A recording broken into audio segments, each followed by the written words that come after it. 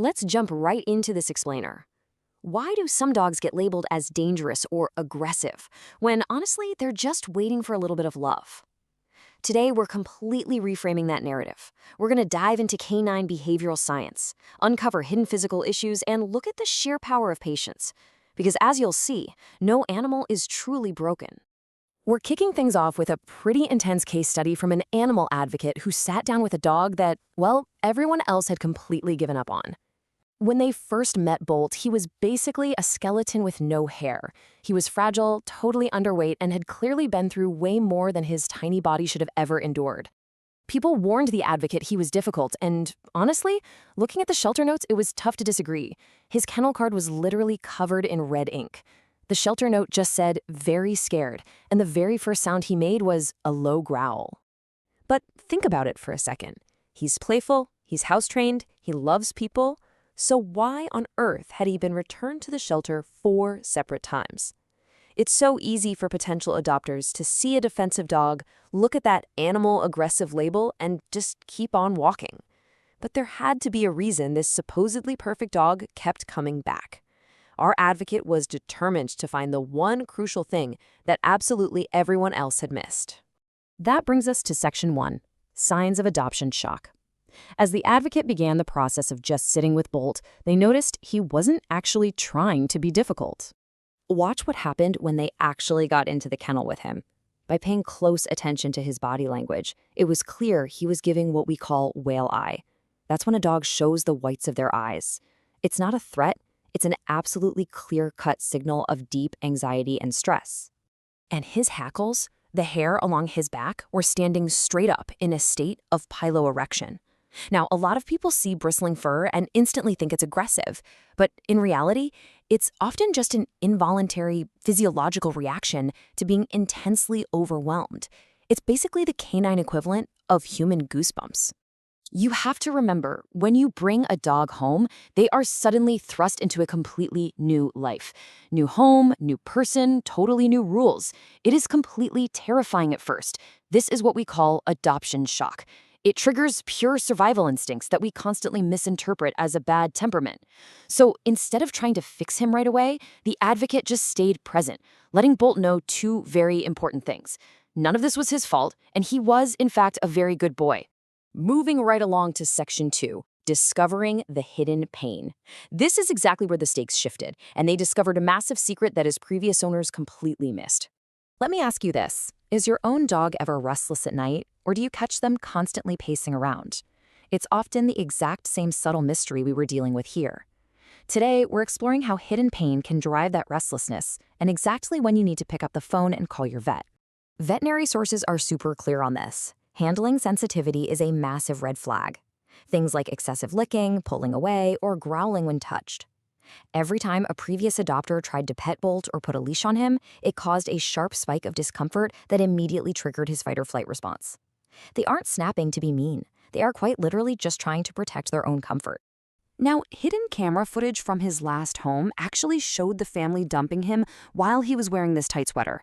But wait until you hear what was found underneath.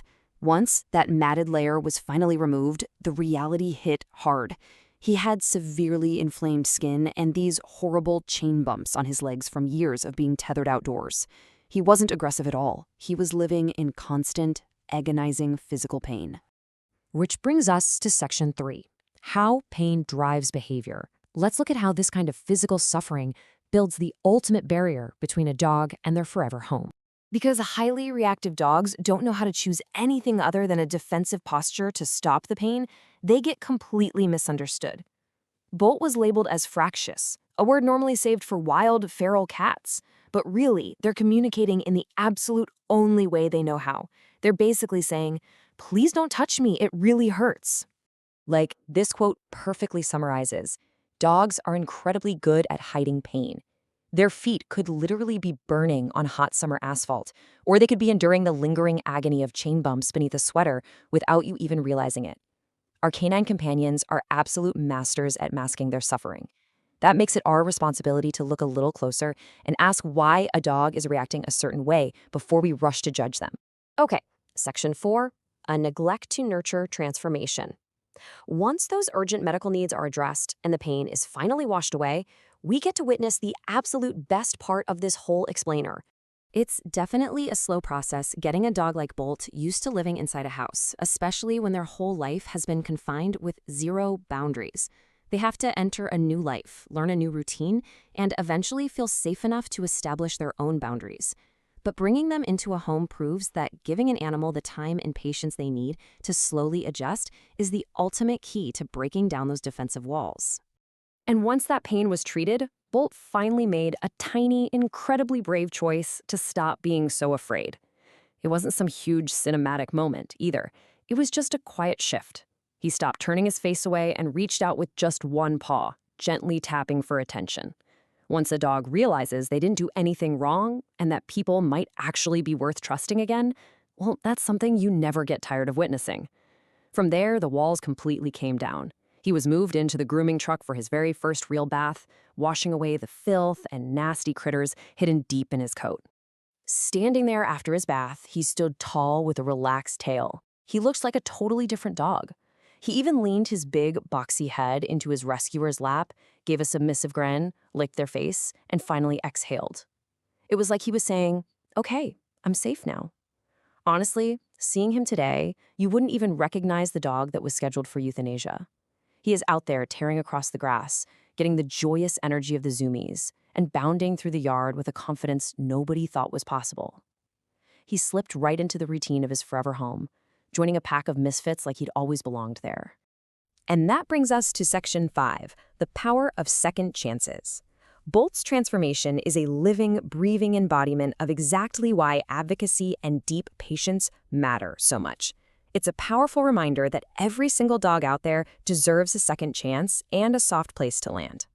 By showing just a little patience, adopters unlock the most unbelievably loyal companions. As his new family so beautifully put it, "She made my home feel like a home, and not just a place I sleep."